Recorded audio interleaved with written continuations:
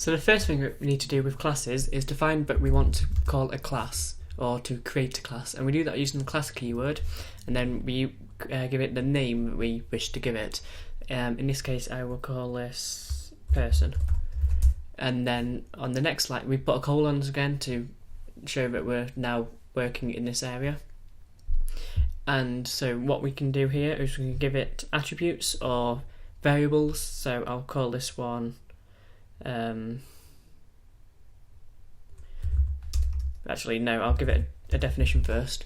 And what we do here is we have to pass it the self, then we have to pass it say gender and name, and these are two things which we're going to pass in whenever we initialize this function, in this class, and they will get passed in automatically, and we can do something with these, which is something that you should do most of the time whenever you use this sort of object-oriented programming, and that is to do self.gender is equal to gender.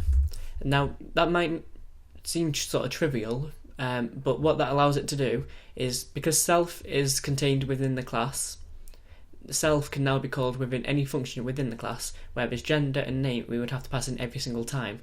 But because we're initializing a class here, whenever we do initialize the class and we pass in this data, we only want this data to be within one class, and that is what an object, and that is what a class would allow us to do. It will contain it within the one object or the one instance of the class. So if we do self.name is equal to name, and that will allow us to again pass in a name only once. So now if I do a def, and I'll call this one display, and all I have to do is pass in self, and all the data is now within self. So here then all I need to do is do print, and I'll do your a, and then I'll do self.gender, and then I will do and your name is self.name. I should have another comma there.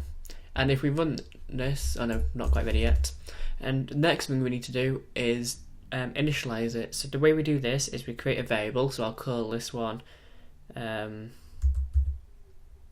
people, and then is equal to, and then I'll do person.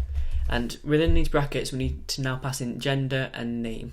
So gender, I'm going to put male, and name is Alex. And now if we actually run this, so if we do people.display and click run, then you'll see you get you're a male and your name is Alex, which is passed, these two variables are passed into initialization, which is a pre-built function which we have to define anyway, and that is whenever something is called it gets initialized, and so whatever variables are in here get passed to the second, third and so on variables within the class. As you can see here we've got self.gender. Now that's something we haven't actually seen yet before, and that just means that self is an object and gender is a variable within that object. So when we're passing self in, that allows us to access any of the attributes that we are associating with this class. So any variable that is within the class we can call by doing self.gender or self.name or self.whatever, and we can also call self. And we can also call functions that way. So here we could do self.display if we wanted to call display within this actual class for whatever reason. So if we had say a validation function or something, we would be able to call that within another function and have it process itself. And all you have to do is just put a self dot in front of it.